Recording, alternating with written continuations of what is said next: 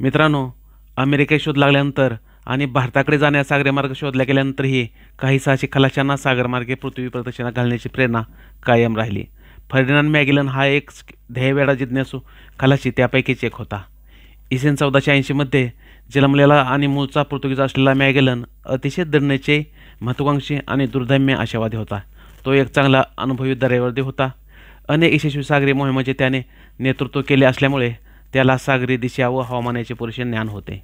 शिवाय त्याला आशियातील अनेक सागरी सफरेंचा आणि लढायांचाही अनुभव होता. इसवी 1495 तो पोर्तुगालच्या पहिल्या एम्युनलच्या सेवेत दाखल झाला. पोर्तुगीजांचे भारतातील पहिले व्हाईसराय फ्रान्सिस्को डी अल्मेडा बरोबर तो कॅनोर आणि दीवच्या लढाईत सहभागी होता.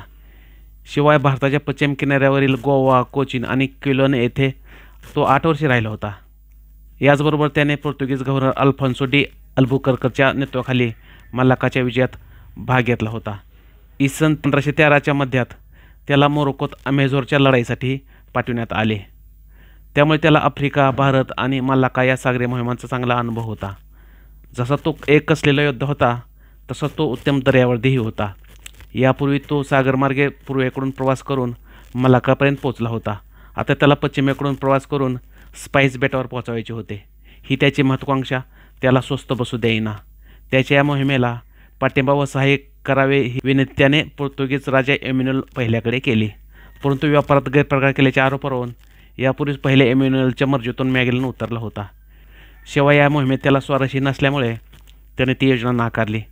त्यामुळे मॅगेलन सरळ स्पेनला गेला. मग त्याने हीच योजना स्पेनचा राजा चार्ल्स प्रथम याच्यासमोर मांडली. या मोहिमेमुळे पूर्वेकडील मलाक्कन बेटे स्पॅनिश क्षेत्रात येतील आणि तेथे स्पॅनिश प्रभावही वाढेल असा युक्तिवाद मॅगेलनने चार्ल्सला केला. मॅगेलनची जिद्द, चिकाटी आणि दडणीचे पाहून चार्ल्सला हेवा वाटला. चार्ल्सने मॅगेलनचा तो प्रस्ताव मंजूर केला आणि मोहिमेचे नेतृत्व त्याच्याकडे सोपवून त्यास सहाय्य केले. शिवाय त्यास काही विशेष अधिकारही प्रदान केले. इतकेच नाही तर इसवी 1518 स्पॅनिश राजशाहीवरील त्याच्या निष्ठेसाठी त्याचे स्पॅनिश ताफ्याचे ॲडमिरल म्हणून नियुक्ती केली आणि त्याला स्पॅनिश साम्राज्यातील सर्वोच्च लष्करी पदापैकी एक commander of the order of Santiago हे पद देखील बहाल केले.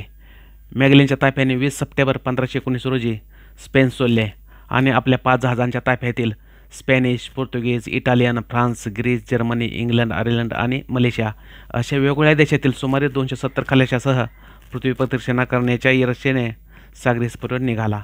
अटलांटिक महासागर ओलांडून पश्चिमेस दक्षिण अमेरिकेकडे आणि पुढे डिसेंबरमध्ये ते दक्षिण अमेरिकेच्या गुआनबारा बे येथे पोहोचले. आज हेच ठिकाण रिओ दि जानेरो म्हणून ओळखले जाते. काही दिवस सागर सफर केल्यानंतर त्यांना पुढे एक नैसर्गिक बंदर सापडले. आज ते बंदर सेंट जुलियन या नावाने ओळखले जाते.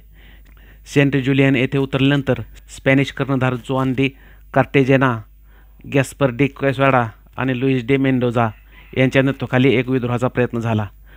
संघर्षादरम्यान मेंडोजा मारला गेला आणि मॅगेलनने क्वेसाडाचा शिरच्छेद केला तर कार्टाजोनाला मृत्यूदंडाची शिक्षा दिली.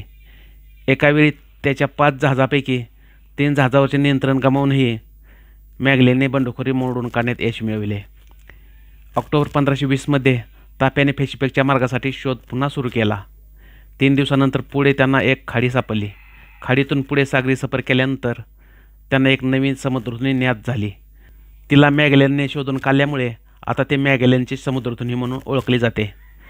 नोव्हेंबर 1520च्या अखेरीस वादळ, वारा, ऊन, पाऊस असा खडतर प्रवास करून ताफा एका अथांग महासागरात पोहोचला, ज्याला मॅगेलनने पॅसिफिक महासागर असे नाव दिले.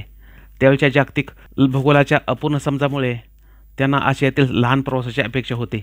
कदाचित 3 किंवा 4 दिवसापेक्षा कमी वेळ लागेल असे त्यांना वाटत होते. पण खरं तर पॅसिफिक महासागर ओलांडायला 3 महिने आणि 20 दिवस लागले. लांबच्या प्रवासामुळे त्यांचा अन्न आणि पाण्याचा पुरवठा संपुष्टात आला. त्यामुळे त्यांच्यातील सुमारे 30 खलाशी उपासमारीने मरण पावले. बहुतेक स्कर्वीमुळे मरण पावले. मात्र सुदैवाने मॅगेलन त्यातून वाचला. पॅसिफिकची कठीण मोहीम पार केल्यानंतर थकलेला ताफा हिंदी महासागरात गुआम बेटावर उतरला. तिथे काही दिवस मुक्काम केला. तिथे त्यांचा स्थानिक मूळ चामोरो लोकांशी संघर्षही झाला. पुढे 6 मार्च 1521 रोजी ताफा फिलिपाईन्समध्ये उतरला.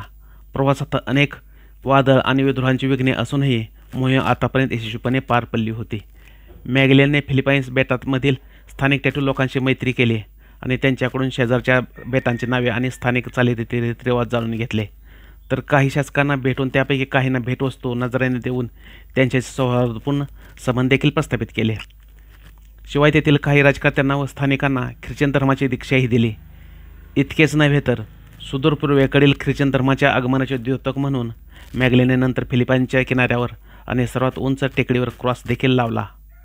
इतकेही करूनही त्याची धर्मप्रसार इच्छा थांबली नाही. मॅटेकन बेटाच्या काही लोकांना त्याने बळजबरीने ख्रिश्चन बनविले, परंतु तेथील शासकांनी उर्वरित लोकांनी मात्र धर्मांतरास विरोध केला. त्यातून त्यांच्यात 27 एप्रिल 1521 रोजी संघर्ष होऊन त्यात स्वतः मॅगलेन आणि त्याच्या ताफ्यातील काही खलाशी मारले गेले. मॅगलेनच्या मृत्यूनंतर ताफ्याचे नेतृत्व मॅगलेनचे प्रारंभीचे सहकमांडर जुआन सेबेस्टियन एल्कोनो आणि ड्युआर्टे बार्बोसा यांनी केले. त्यांनी नोव्हेंबर 1521 मध्ये फिलिपाईन सोडले आणि स्पेनला जाण्यास निघाले. परंतु त्यांच्या ताफ्यातील उरलेल्या 2 जहाजापैकी फक्त एकाच व्हिक्टोरिया जहाजाने जुआन सेबेस्टियन एल्कोनोच्या नेतृत्वाखाली पश्चिमेकडे हिंद महासागर ओलांडून आणि उत्तरेकडे आफ्रिकेच्या किनारपट्टीने प्रवास करून जगाची पहिली प्रदक्षिणा पूर्ण करून शेवटी 6 सप्टेंबर 1522 रोजी स्पेनला परतले. मोहिमेसोबत निघालेल्या 270 खलाशापैकी फक्त 18 वाचलेले खलाशी परत आले. मॅगलन यापूर्वी पूर्वेकडे प्रवास करून आग्नेय आशियातील मालयापर्यंत पोहोचला होता, परंतु आता पश्चिमेकडे खडतर संघर्षमय प्रवास करून त्याने इतिहासात प्रथमच संपूर्ण जगाला पहिली प्रदक्षिणा घातली. ही त्याची जगातील पहिली पृथ्वी प्रदक्षिणा होती. त्यामुळेच 18व्या शतकापर्यंत पॅसिफिक महासागराला त्याच्या सन्मानार्थ मॅगलेनचा समुद्र म्हणून संबोधले जात असे.